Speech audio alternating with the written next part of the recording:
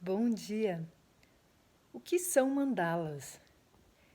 Hoje a palavra mandala, ela está usada para muita coisa, né? Então, até dos mandalas de prática para meditação, até para desenhos de colorir, tudo é mandala. Então, a gente perdeu realmente a profundidade do que significa. E, na verdade, em cada crença, o mandala, e pode ser o mandala ou a mandala, é uma palavra sânscrita que quer dizer círculo. Então, o artigo eu não sei dizer exatamente, não é uma palavra portuguesa, mas é círculo. E em cada crença se trabalha de maneira diferente. E é realmente um apoio para a contemplação do universo, tanto exterior quanto interior. Esses universos podem ser concretos, como o estudo da geometria sagrada, em que contempla a órbita dos planetas, né? A astrologia e a astronomia, né? Então, se vê, por exemplo, só o fato de contemplar de que os planetas, as estrelas, os cometas, os asteroides são todos esféricos, né? E todos estão em movimento circular.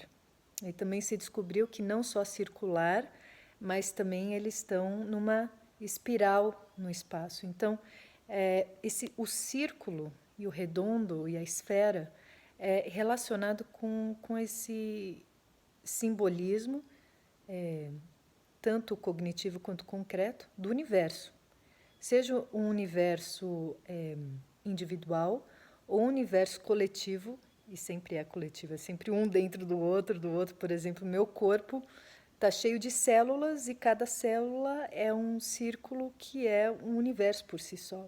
E eu, como indivíduo, sou uma célula desse planeta Terra, também faço parte. E esse planeta também faz parte de uma galáxia, que também está rodando na Via Láctea, né? E aí é um mandala dentro do outro. Então, isso é uma visão geral da palavra mandala, né? Que representa um universo tanto externo quanto interno. Agora, nas tradições, os mandalas, ou digamos assim, mais do que mandalas, são gráficos geométricos. Os gráficos geométricos são entendidos e usados de forma diferente em cada tradição. No hinduísmo, ele é chamado de yantras. Os yantras são como se fossem gráficos energéticos ou gráficos mágicos. Eles usam inclusive a numerologia. Então, os gráficos com números, os gráficos com símbolos, e eles usam as formas geométricas encaixadas uma na outra, né? De uma forma simbólica. Então, cada yantra ele representa uma energia. Por exemplo, você tem um yantra de Kali, o yantra de Ganesha, e você se concentra naquela forma, né? Você visualiza e sempre associado a um mantra ou a um som, porque o princípio principal é que a forma é conectada com a frequência do som. E às vezes um som que a gente não escuta com o nosso ouvido mesmo, é uma frequência. Então é relacionado esse tipo de prática. Já no budismo, o budismo tibetano especialmente, o mandala é usado como ele na verdade é como se fosse uma planta, tá? Eu estou olhando de cima a planta de um templo, que é a morada dos deuses ou dos bodhisattvas, né? Seres que atingiram a iluminação, atingiram a, a libertação desse ciclo de sofrimento. Isso é o ser iluminado e que permanece aqui em Sansara para nos guiar.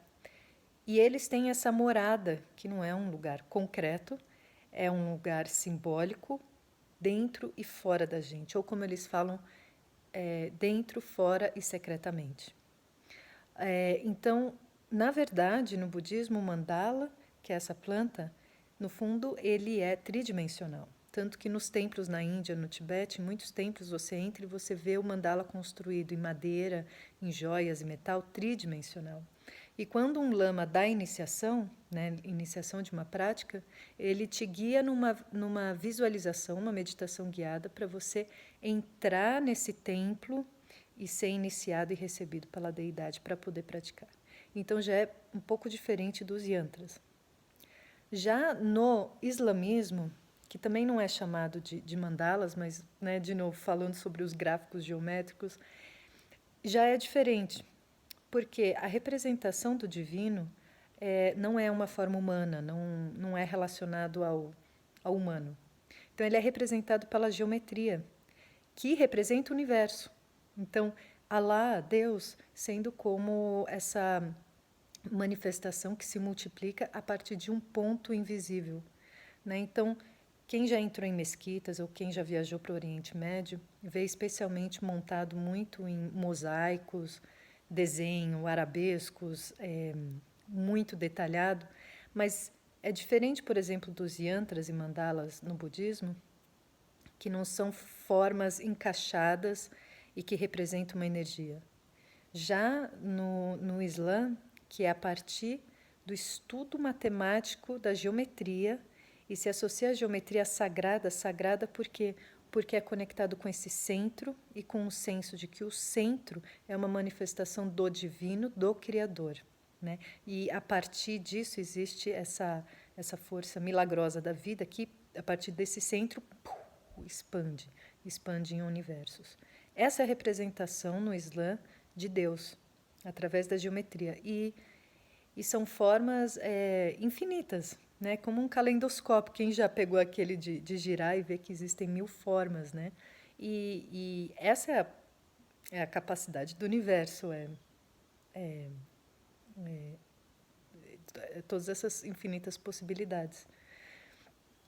E também tem os mandalas pessoais, né? Que você pode criar num círculo. Normalmente é um círculo, mas por que não em outro formato geométrico?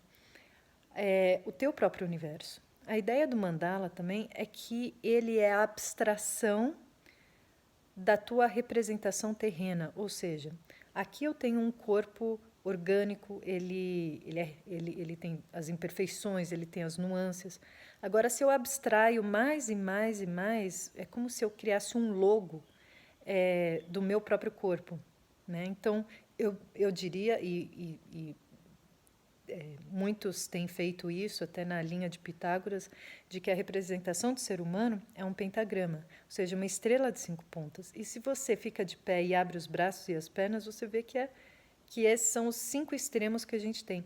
Essa é a abstração da forma orgânica da vida que nos faz todos iguais. Iguais no sentido, cada ser humano segue a mesma planta de forma, de construção. Então, o estudo da geometria sagrada contempla realmente o caminho de sentir, experienciar de que não somos separados, né? Que essa forma é igual em mim e em você, né? A gente veio da mesma planta, a gente veio do mesmo Criador, a gente vive no mesmo universo, ou seja, nós somos parte do mesmo mandala. Não existe separação entre eu e você.